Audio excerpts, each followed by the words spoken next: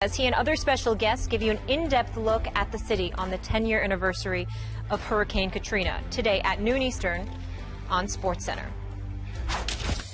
Elsewhere, Steelers wide receiver Martavis Bryant now faces a 4-game suspension for violating the league's substance abuse policy, according to Adam Schefter. The suspension is currently under appeal. Just a side note, folks, Le'Veon Bell will also miss the first 2 games for the Steelers, also for violating the same policy. Stephen A., if this suspension is upheld, on a scale of 1 to 10, how big of a hit is this to Pittsburgh? I guess I would say it's about a 5.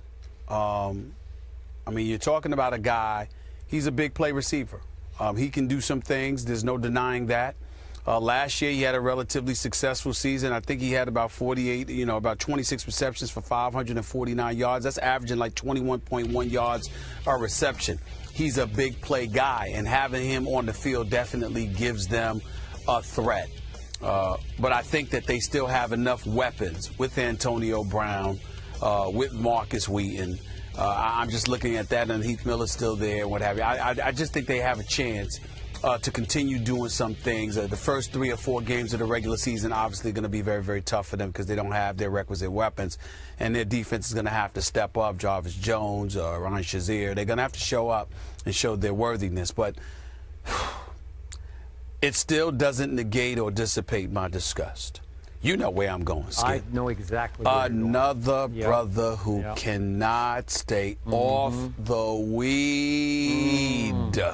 I cannot believe that these guys are such flaming idiots.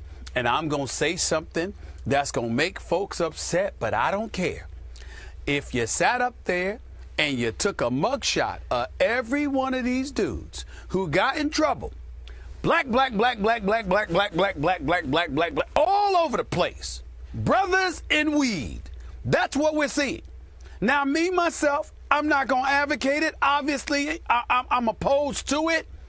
But I have nothing to say about it to cats who don't get in trouble, who don't lose their money from it. I mean, if you're living in a state where it's legal, it's not compromising your quality of life or anyway, it's your business. But if you are a professional athlete, especially an NFL player, there is ample evidence that you are going to go down.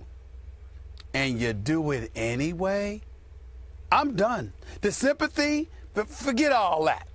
The brother suspended. If I'm Mike Tomlin, I'm looking for a replacement. I'm serious. I mean, it is unbelievable. I mean, you can't discipline yourself to stay off that stuff. It's unbelievable. Now, my last point is this. Steelers will be fine. They'll find a way to manage. I think the combination of this with Le'Veon Bell, who, by the way, owned it, recognized he made a mistake. I'm not even calling out Le'Veon Bell. He made a mistake. He apologized for it, promised it would never happen again to the masses. I believe the brother. He's one of the most sincere brothers in terms of, that came across in my eyes. So he deserves the benefit of the doubt. We move forward. First quarter of the season, I think it's going to end up costing them a couple of games, and probably the division, they'll end up getting in the playoffs for a wild card spot. But I'm at the point right now, the level of patience is just, it's over, man. These brothers, I have never seen a joint in my life worth millions. And that's what these guys ultimately end up costing themselves. It's a damn shame. It really is. One quick thought on your weed point. Is it fair for me to make the counterbalance point that even though, as you say, it's black, what's the league now? Is it 75% black? Yeah. Is that fair to that it is majority black? Yes, it is. All right. You know Just why for it's the fair, record. Skip? You know why it's fair, Skip? Can I see a couple of white guys that get busted for some weed? I haven't seen them. Have you? Show them. Take your time. I'll wait. Who? I mean, if the league is 70% black, then it's 30% white. Where's the white guys getting busted with the weed? I haven't seen them. Well, a matter of fact, I won't mention the name, but a particular star played in a particular city, okay, and you know what, and had a franchise, you know, with the pizzas and all of that stuff, and you know what they say. I mean, there's a lot of cats out there that joke when you puffing one of the first things you want to do after is eat some pizza. Yeah. So somebody, we're sitting up in there and jeopardizing our careers.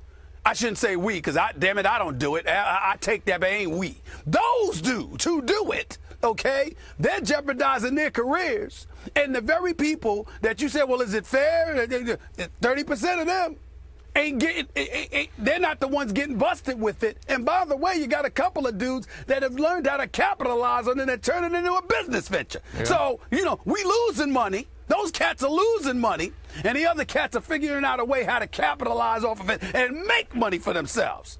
I mean, come on. Unbelievable. I'd have to do my homework on this. And, I don't know. Okay. Yeah. Off the top of my head, Johnny Manziel's had his issues. Maybe not with marijuana. We don't know that for a fact, but he's had his issues. I'm talking specifically weed. Okay.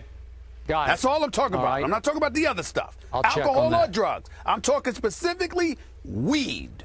Okay.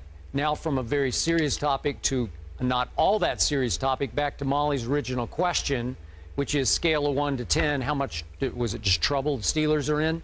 How big of a blow? How big a blow is this, losing Martavis Bryant?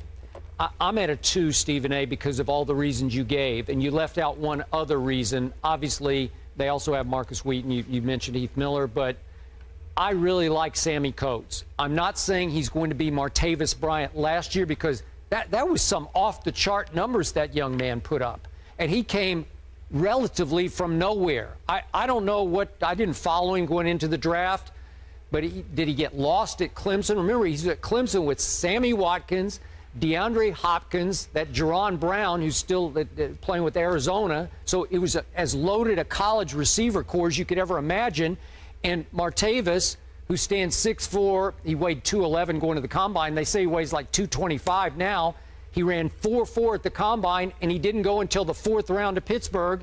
And then it took him a while to sort of earn his way into the lineup with Mike Tomlin, because he struggled in the preseason, and then he just exploded. I mean, you mentioned 21.1 yards per catch. I mean, that's sensational. It's like, go long and I'll hit you. Ben was just bombs away to Martavis. So they're going to lose that game-breaking element maybe.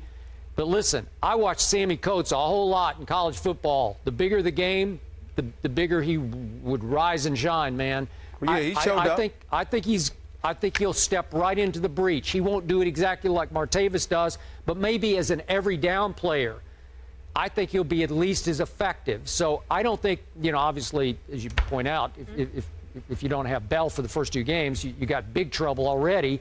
And this is all advantage New England, which obviously still could be without Tom Brady in the opener, but this might help level the playing field just a little bit more. But I still think long run, Pittsburgh's still going to be really good. I think they will in the long run. But the question is, how much are they going to, how much of the transgressions of a few individuals going to cost them over those first 4 games? Yeah. You can end up losing a couple of those games. You could. It could cost you a game at the end of the season in the win or loss column, and you can end up being a wild card instead of an AFC North Division champion. That's my concern. Right. We'll see if Wheaton and Coates, those guys can step up. And then obviously in the running back position, they have D'Angelo and Tree Archer. We'll see if they have to skip a beat there. Moving on, the NBA lost a family member yesterday, the great Daryl Dawkins, a.k.a. Chocolate Thunder.